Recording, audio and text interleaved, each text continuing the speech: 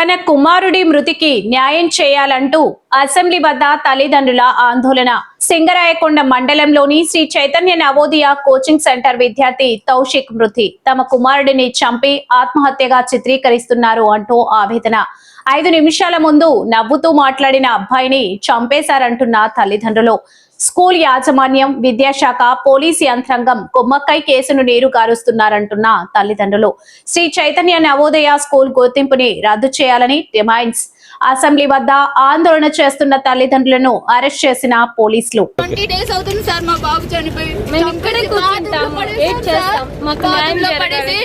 Collector దగ్గరికి వెళ్తే మాకేం తెలియదు అంటున్నారు సార్. ఎస్పీ దగ్గరికి వెళ్తే చేస్తామమ్మా అంటున్నారు. జాయింట్ కలెక్టర్ దగ్గరికి వెళ్తే నాదేం లేదు, మొత్తం కలెక్టర్ చూసుకుంటున్నాడు, నన్ను అడగమాకండి నన్ను నెట్టేశారు.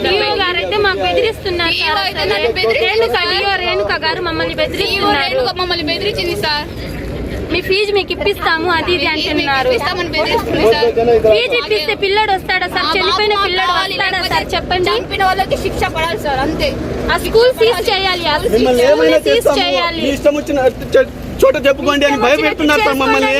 మేము మా డబ్బులు ఉన్నాయి మా దగ్గర, మిమ్మల్ని ఏదైనా చేసేస్తాం మేము, మీరేం చేసుకుంటారో చేసుకోండి సార్. ఇదే 2009లో కూడా శిరీష అనే అమ్మాయిని చంపేసి ఆ అమ్మాయిని సెక్సువల్ గా హరాస్ చేసి రమణారెడ్డి అనే సారు సెక్సువల్ గా హరాస్ చేసి చంపేస్తే ఆ అమ్మాయి ఊరేసుకుంది, ఇంటికి వెళ్ళి ఊరేసుకుంటే ఆ అమ్మాయి ఫీజు అడిగానని చెప్పేసి అమ్మాయి ఊరేసుకుందని క్రియేట్ చేశాడు సార్.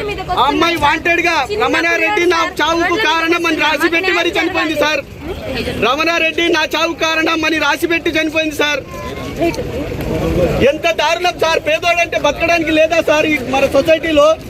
ఎక్కడ సార్ న్యాయం ఎక్కడ ఉంది సార్ పేదోడికి?